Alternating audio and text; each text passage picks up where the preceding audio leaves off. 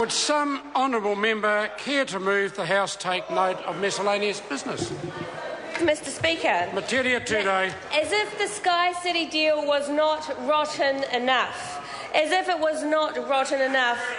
We now have one of the most unethical bills ever to pass through this House's history, snuck through on the votes of not one, but two deeply conflicted government MPs. When the opposition is down one member due to the by-election, it is an abuse of democracy to pass this legislation in such circumstances, Mr. Speaker.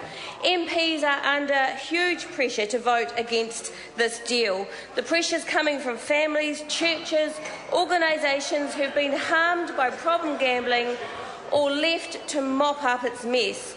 And Sam Lotoenga knows all about this pressure.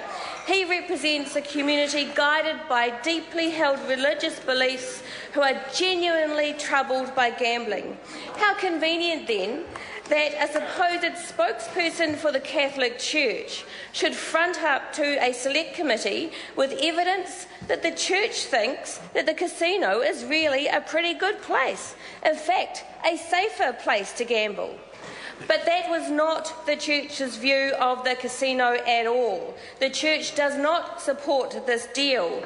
And the man who gave that evidence was none other than Sam Lotoenga's own electorate chairman, Seamus Donegan. And when Mr Donegan gave the evidence, Sam Lotoenga sat on listening in silence, never once revealing his relationship with the man, even in the days afterward when the Church had to distance itself from Mr Donegan's comments and set the public record straight. I say to Mr Lotoenga's silence over all these weeks speaks volumes, and my only hope is that he is troubled enough by his conscience to allow it to be heard when it comes time to vote for this unethical, morally compromised bill. John Banks is also deeply conflicted over this bill. John Banks has railed like a preacher against the evils of gambling in the past. He's called them wide boys. He's accused them of having sucked, drawn and quartered the people of New Zealand. But just $15,000 later, he's changed his tune. Asked by reporters how he could, in all honesty, support the deal, John Banks replied that he didn't gamble and he didn't drink, but he didn't inflict his values on others. Well, then why did he vote to raise the drinking age to 20? Of course he inflicts his values on others. He just disappears when his values when it suits him. John Banks is a textbook case of conflict.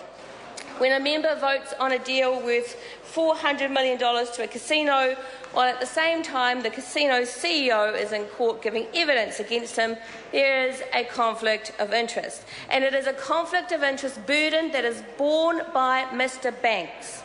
The rules around conflicts of interest exist in this Parliament for a reason. Even the perception of a conflict is enough to require standard management, declaration of the conflict, and in some cases removing oneself from the decision-making. It happens all the time, and the best way to manage the conflict or perceived conflict. Sir, the Sky City Bill deserves to go down in a ball of flames as the perfect example of the key government's crony capitalist values.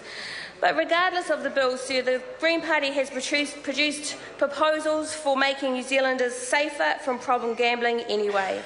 We'll make pre-commitment on pokies compulsory rather than voluntary. So gamblers will have to set a limit at the outset and will not be able to exceed it at the heat of the moment. This is effective in the same way that compulsory seatbelts are effective, whereas voluntary seatbelts are not.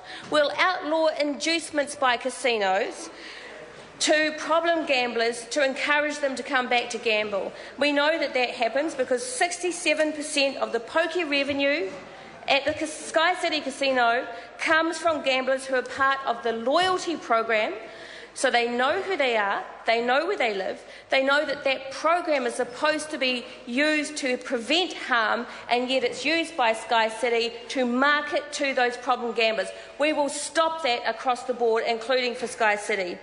Yes, these ideas come about through our fight over the Sky City deal, but they exist on their own as reasonable, practical and responsible ways to stop problem gambling. Thank you, Mr Speaker.